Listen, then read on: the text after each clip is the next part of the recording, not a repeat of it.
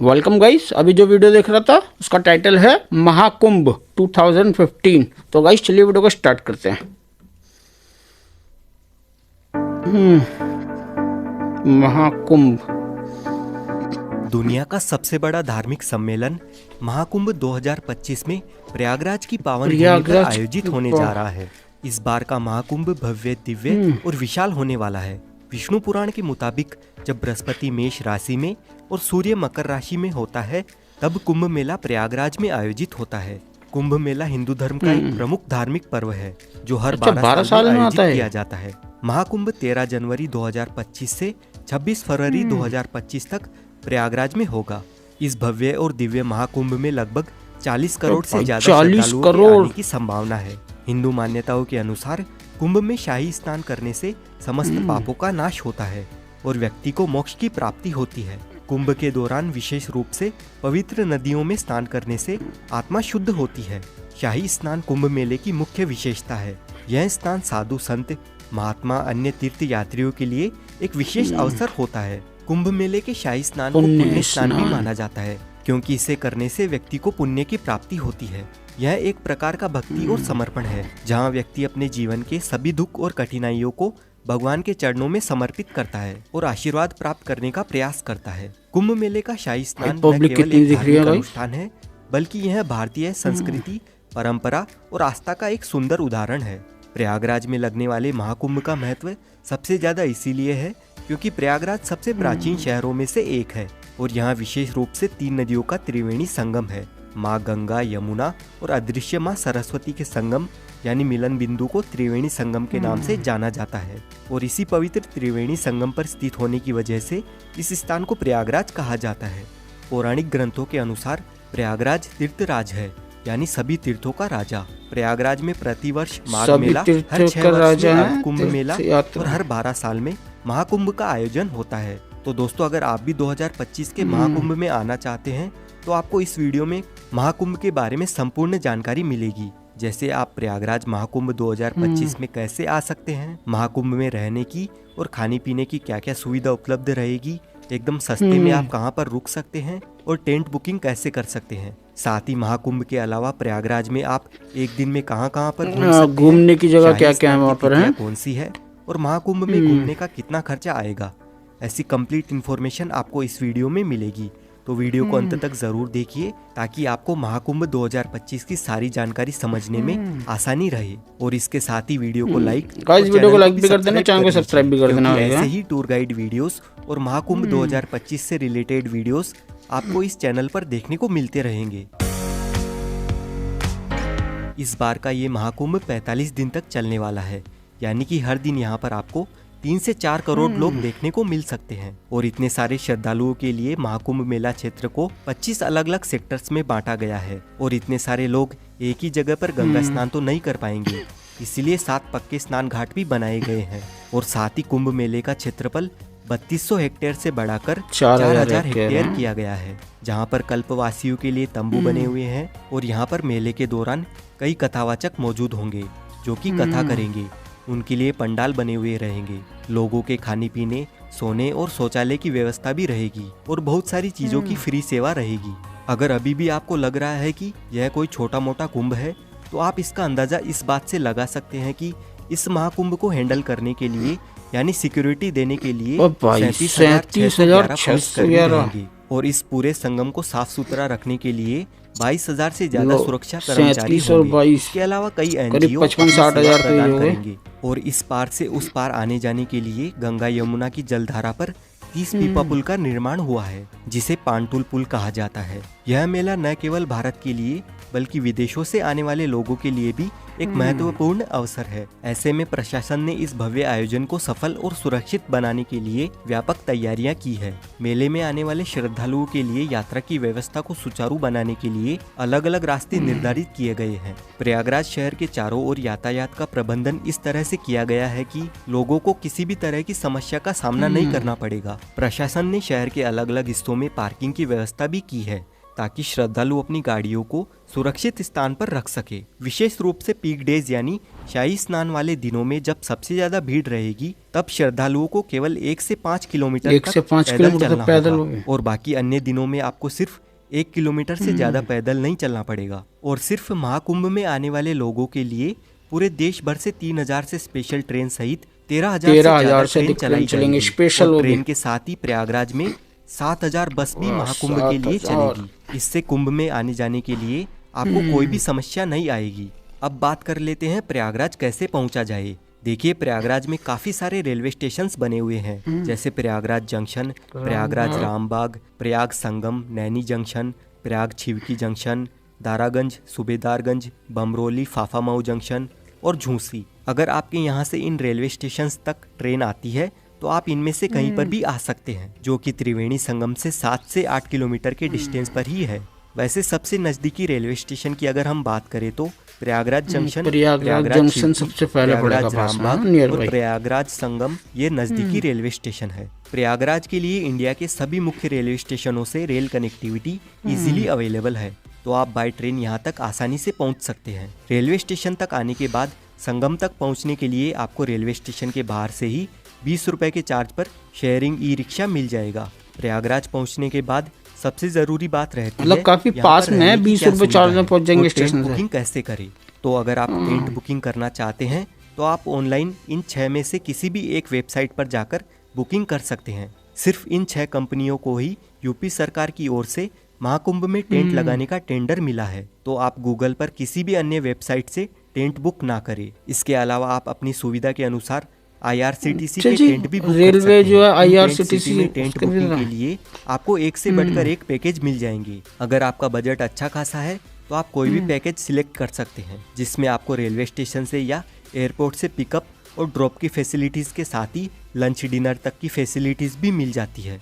लेकिन इन टेंट के चार्जेस की शुरुआत एक दिन के लिए 10,000 रुपए से लेकर 80-90 हजार रुपए तक, 80-90 एक दिन के डिलक्स और लग्जरी डिलक्स कॉटेजेस शामिल है। और वहीं डॉर्मेट्री के लिए 1500 रुपए पर पर्सन के चार्जेस हैं, सिर्फ एक दिन के लिए। अधिक जानकारी के लिए आप कुंभ की इस ऑफिशियल वेबसाइट पर जाकर चेक कर लीजिए।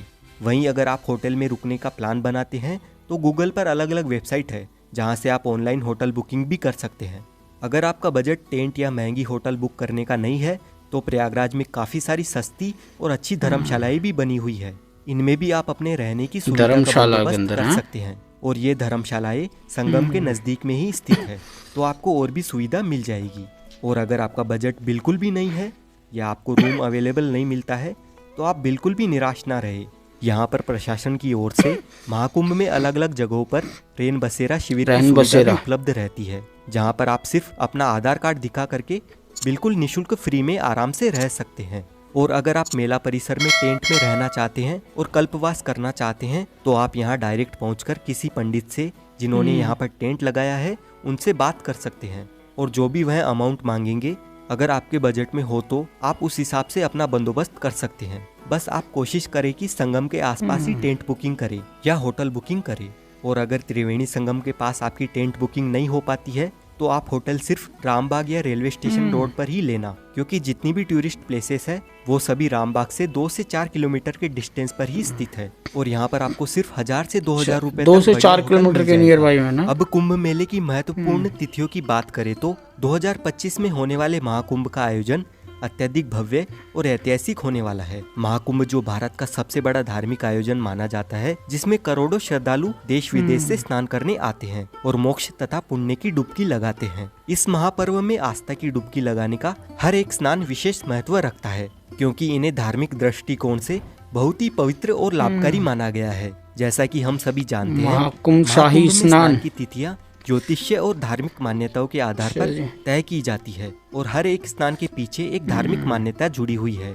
पौष पूर्णिमा 13 जनवरी को महाकुंभ का आगाज होगा। अगले दिन मकर संक्रांति 14 जनवरी 2025 को होने वाला यह स्नान महाकुंभ का पहला प्रमुख स्नान माना जाता है। इस दिन गंगा, यमुना और सरस्वती के संगम में स्नान करना अत्यधिक पुण्यकारी होगा। फिर मौनी अमावस्या यानी 29 जनवरी 2025 को महाकुंभ का सबसे महत्वपूर्ण स्नान है। इस दिन गंगा, यमुना और सरस्वती के संगम में स्नान करना अत्यधिक पुण्यकारी होगा, जब सबसे ज्यादा श्रद्धालु पवित्र संगम में डुबकी लगाते हैं और मौन रहकर इस दिन स्नान करने से कहते हैं कि मानसिक शांति मौन और रहने मोक्ष से की हमको प्राप्ति कुछ बोलना होती है। नहीं। उसके बाद 3 फरवरी 2025 को होगा बसंत पंचमी का दिन और इस दिन का स्नान खास तौर पर ज्ञान और बुद्धि की देवी माँ सरस्वती को समर्पित होता है। वहीं माघ पूर्णिमा 12 फरवरी 2025 के दिन संगम में स्नान करने पर व्यक्ति को जीवन में पूर्णता और शांति की प्राप्ति मिलने वाली है।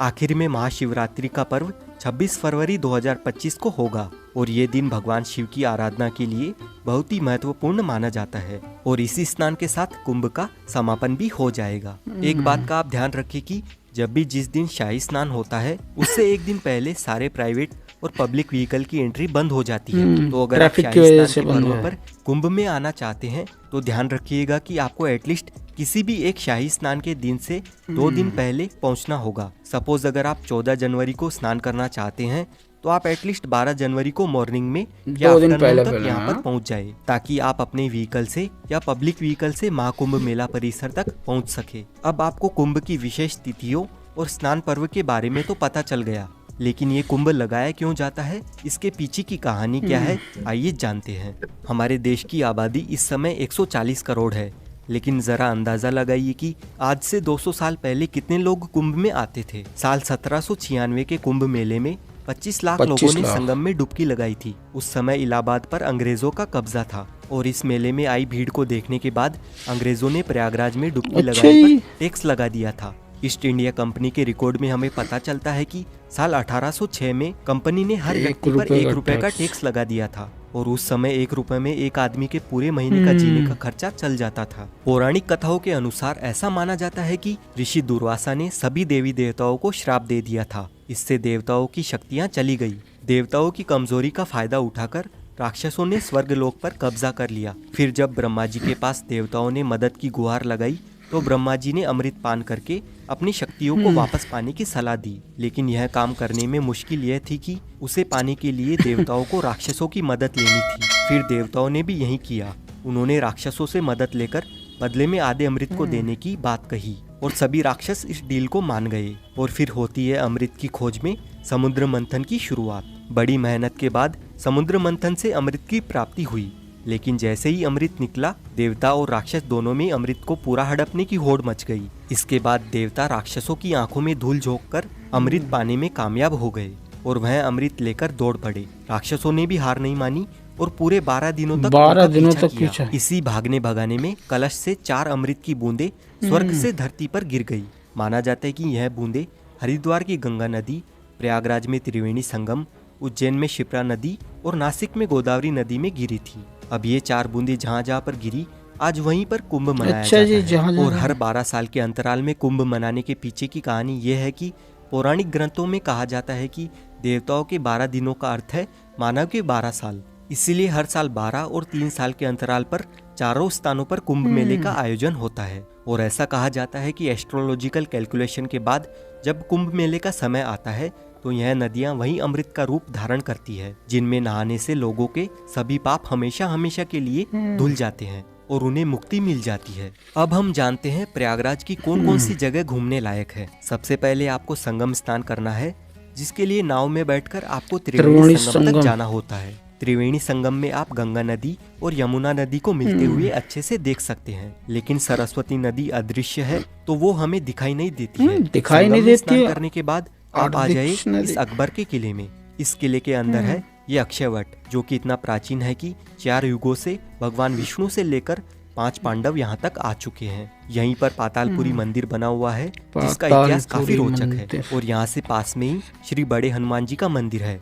इस मंदिर में हनुमान जी लेटी हुई मुद्रा में अपने भक्तों को दर्शन देते हैं और इस मंदिर का इतिहास भी काफी प्राचीन है। लेटे हुए हनुमान जी के दर्शन करने के बाद यहाँ से 200 मीटर दूर आप आ जाइए आदिशंकर विमान मंडपम मंदिर में। ये मंदिर प्रयागराज का प्रसिद्ध मंदिर है। द्रविड़ संस्कृति में मंडप यानी मंदिर का प्रवेश द्वार होता है, जो कि स्तंभों पर टिका होता है। जैसे ये मंदिर 16 खंभों पर टिका हुआ है और मंदिर के ऊपर का गुंबद विमान कहलाता है। इसीलिए इस मंदिर का नाम है आदिशंकर विमान मंडपम। और इस मंदिर में हमें काफी सारे देवी देवताओं के दर्शन मिलते हैं। संगम पर सभी मुख्य प्लेसेस घूमने के बाद आप आ जाइए अलोपी देवी मंदिर में। माँ अलोपी देवी मंदिर 51 शक्तिपीठों में से एक है और यहाँ पर माता सती के दाहिने हाथ का पंजा कटकर गिरा था। यहाँ से अब हम जाएंगे भारद्वाज पार्क और उनके आश्रम में। लेकिन वहाँ जाने से पहले दोस्तों, अगर आप लंच करना चाहेंगे तो प्रयागराज में काफी सारे रेस्टोरेंट्स मिल जाएंगे, तो आप यहाँ पर लंच, डिनर और ब्रेकफास्ट कर सकते हैं। अब दोस्तों, भारद्वाज आश्रम के आसपास ही बाकी की टूरिस्ट प्लेसेस मौजूद है और सबसे पहले हम जाएंगे भारद्वाज पार्क। यहाँ पर आपको भारद्वाज मुनि की बड़ी सी मूर्ति देखने को मिलती है और साथ ही इस पार्क में हमें भारद्वाज आश्रम की छोटी सी झलक भी दिखाई देती है और यहीं से 250 मीटर दूर भारद्वाज आश्रम स्थित है। अपने वनवास के दौरान श्री राम जी सबसे पहले यहाँ पर आए थे। भारद्वाज मुनि का ये आश्रम त्रेता युग का है और कहा जाता है कि कुंभ मेले के प्रवर्तक भी भारद्वाज मुनि ही थे। भारद्वाज आश्रम के पास में ही आनंद भवन बना हुआ है। यहाँ की एंट्री टिकट 30 रुपए और 100 रुपए की है। इस भवन में आपको पुराने जमाने की काफी सारी एंटिक चीजें देखने को मिलती है। इस भवन में जवाहरलाल नेहरू, इंदिरा गांधी, महात्मा गांधी जी रहा करते थे, तो उनकी काफी सारी यादें यहाँ पर संजोकर रखी हुई है। आनंद भवन घूमने के बाद आप आ जाए चंद्रशेखर आजाद पार्क में। 17 फरवरी 1931 को अंग्रेजों ने चंद्रशेखर आजाद को इसी जगह पर चारों ओर से घेर लिया था। फिर चंद्रशेखर जी ने अपनी पिस्तौल में बची आखिरी गोली 5 मिनट रुक जा, रिवान खोल लो। थी। चंद्रशेखर आजाद पार्क के सामने पंडित जी की चाट पर कुल्हड़ वाला दही बल्ला, कचौरी, समोसा काफी फेमस है, तो आप यहाँ पर नाश्ता पानी भी कर सकते हैं। उसके बाद आप आ जाए प्राचीन वेणी माधव मंदिर में। त्रिवेणी संगम की रक्षा करने के लिए भगवान विष्णु खुद यहाँ पर विराजमान। सो गाइस, यही था आज का वीडियो। उम्मीद आपको वीडियो इन्फॉर्मेटिव लगा होगा। चैनल को सब्सक्राइब कर देना। ओरिजिनल वीडियो का लिंक डिस्क्रिप्शन से ले रखूँगा।